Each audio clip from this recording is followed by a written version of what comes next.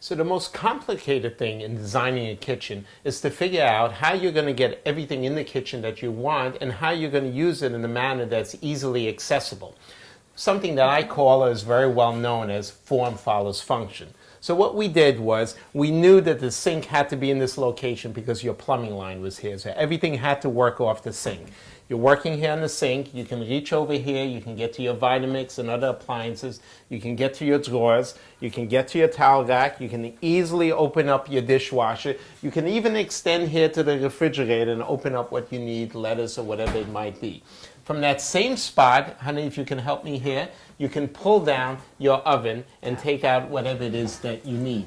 And it was very simplified by the fact that we were able to make this indentation here. If you remember how horrible it was before, you mentioned the fire trap. You couldn't open this without banging into the counter. So now we can do this. We have storage here as well.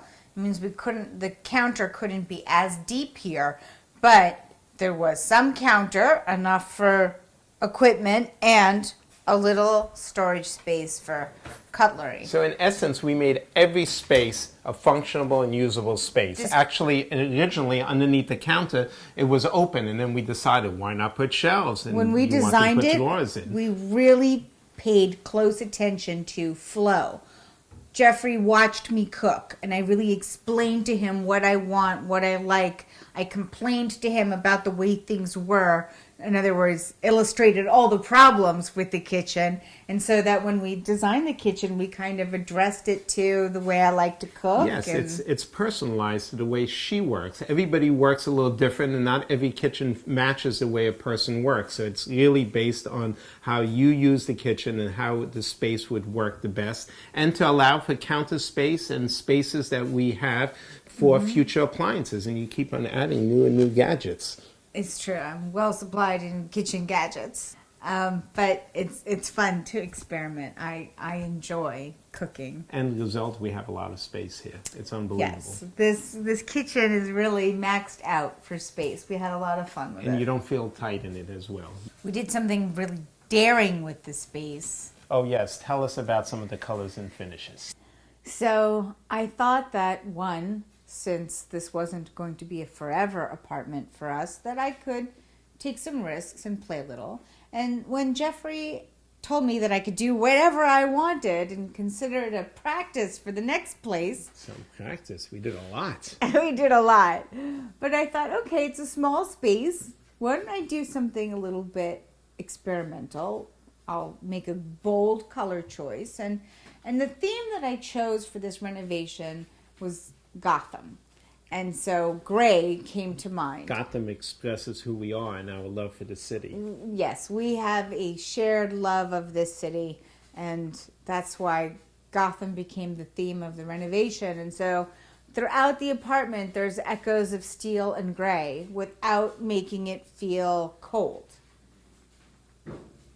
And so by choosing the dark gray, I was actually able to make this kitchen feel bigger. And by choosing finishes that were shiny, managed to refract more light, giving us as much light as possible. It does feel big, and I have to admit, initially I was doubtful whether that color would work. I kind of looked twice. I thought something like white might work better, but the uniformity with the kitchen cabinets makes it look holistic. The thing that we had to look at was that dark colors absorb light, and we needed more light, but your idea, and I have to thank you for this fantastic idea. But the dark color did recede the walls. It allows back more light to come in, and makes the place look bigger. Feel bigger. Especially because it's monochromatic with the cabinets. It worked excellent. It's the same like dressing people. When you dress them, tone on tone, they seem taller. It's the same trick. You use the same idea. Yeah. Wow. Fashion follows architecture.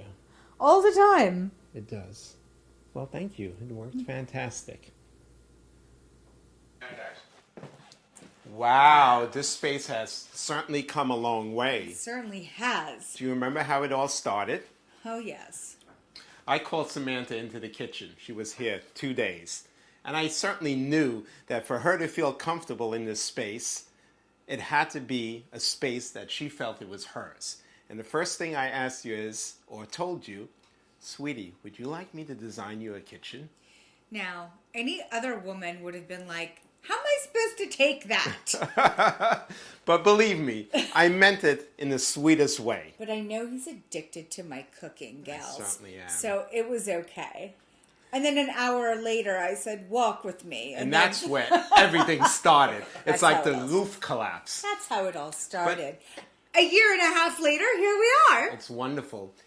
Could you tell everybody what this was like before? Well, this kitchen, aside from being outdated, was really, truly a cooking hazard. True. It was a fire waiting to happen. There was no counter surface. This space was trying to be an eat-in kitchen, believe it or not. Mm-hmm. There was no counter space. There was 2 wobbly baker's racks on each side of a kitchen, of a stove range from like 1950. This is kitchen's version of storage. Everything. It was piled to the rafters. There was like one of those old built-in pantry style counters here that was packed to the rafters. I couldn't find anything. Things were unstable. The kitchen was dangerous. And what about the oven? No, the oven was falling apart. The oven was dangerous. And forget about, this kitchen not being within my taste. That was the least of my problems.